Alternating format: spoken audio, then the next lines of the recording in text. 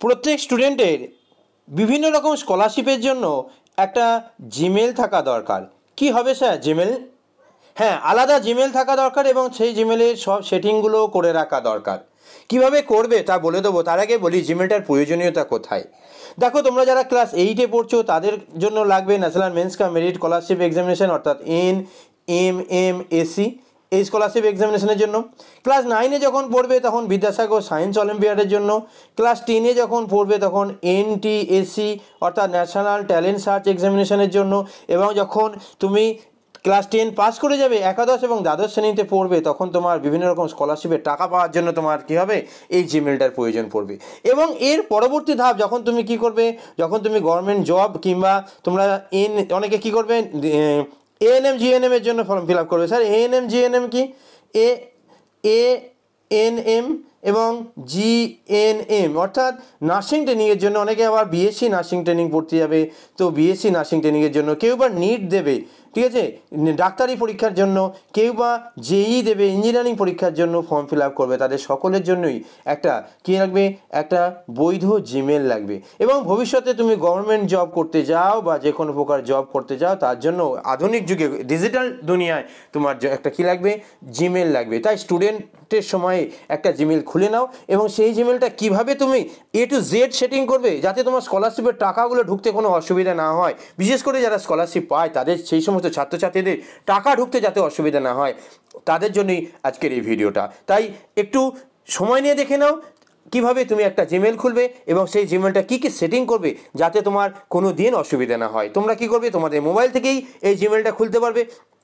Computer থেকেও অবশ্যই খোলা যাবে, আমি বলবো মোবাইল থেকে, কারণ বেশিরভাগ ছাত্রছাত্রী মোবাইল ইউজ করে এবং তাদের মোবাইলে এটা নেট এবং এই জিমেলটা আছে। দেখবে তোমাদের মোবাইলে এই অ্যাপসটা আছে, বা একটা দেখবে জিমেলের এরকম একটা বক্স আছে, সেই বক্সের মধ্যে একটা হচ্ছে এরকম জিমেল বক্স আছে, ঠিক আছে। গুগলের যে বক্সটা আছে তাতে অনেকগুলো গুগলের প্রোডাক্ট আছে, অ্যাপস আছে, সেই তার মধ্যে একটা অ্যাপসের নাম হচ্ছে, ঠিক আছে, এই যে জিমেল অ্যাপসটা। তুমি কী করলে, সেই অ্যাপসটা জাস্ট টাচ করবে, জাস্ট এই জিমেলটাতে টাচ করলে, টাচ করার সঙ্গে সঙ্গে দেখবে তোমার একটা নতুন পেজ খুলে যাবে।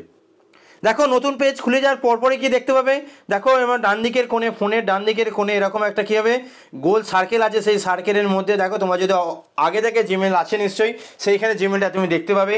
ওই গোল সার্কেলের উপর তুমি কী করবে, টাচ করবে। টাচ করার সঙ্গে সঙ্গেই তোমার ফোনে যতগুলো জিমেল আছে সেগুলো বেরিয়ে পড়বে। যদি আদার্স কোনো জিমেল না থাকে তাহলে একটা জিমেলই শো করবে, এবং যদি অনেক জিমেল থাকে তাহলে কী হবে, নিচে থেকে উপর দিকে তুলবে।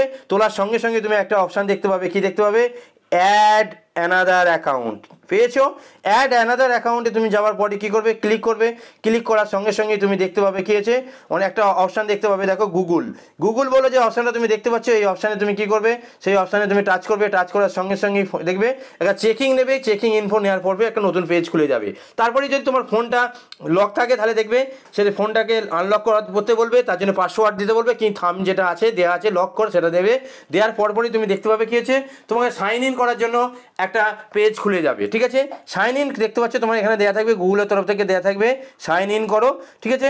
সাইন ইন করার জন্য তোমাকে পেজ খুলে যাবে, এবং পেজ খোলার পরপরই দেখো তুমি দেখতে পাবে এরকম একটা নতুন পেজ, সেখানে লেখা থাকবে কি, এরকম ইমেল আর ফোন নাম্বার দেওয়া থাকবে, ঠিক আছে।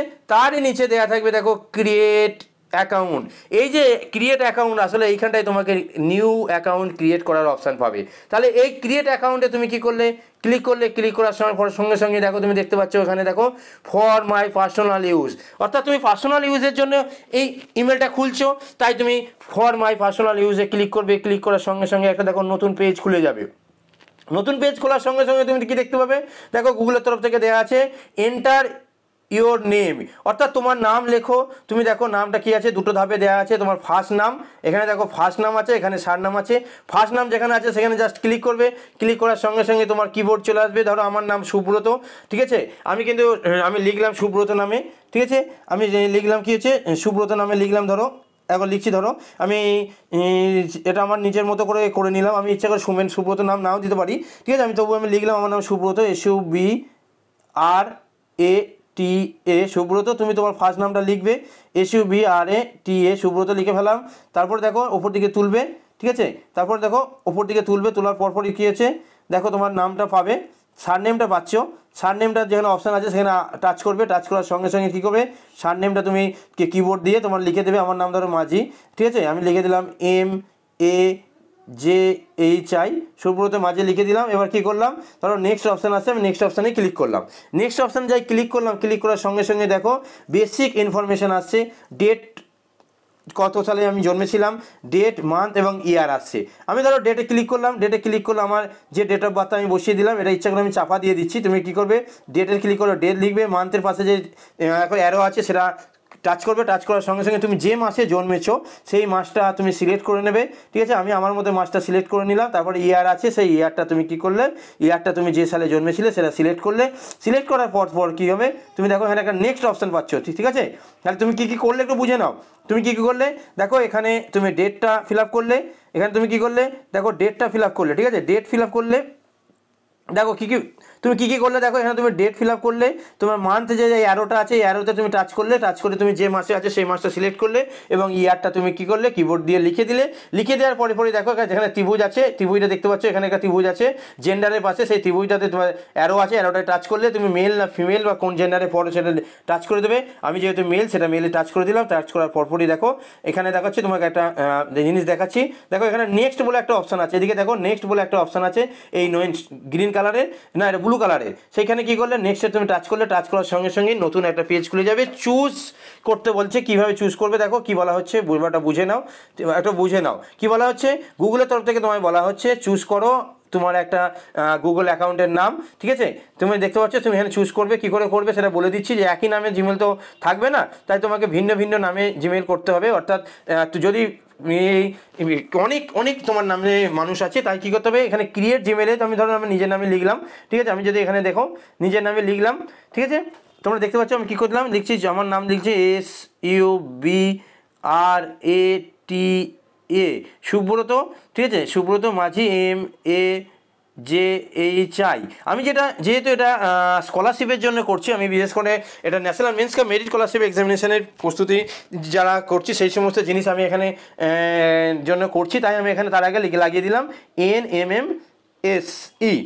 NMMSE সুব্রত মাঝি। দেখো NMMSE সুব্রত মাঝি, ঠিক আছে। এটা লিখলাম, লেখার পরে কী করলাম, একটা অপশান আসবে, কী অপশান আছে দেখো, যে নেক্সট অপশান আসছে। ফেরেছো নেক্সট অপশানটা দেখো, আমি তোমাদেরকে নেক্সট অপশানটা দেখাচ্ছি।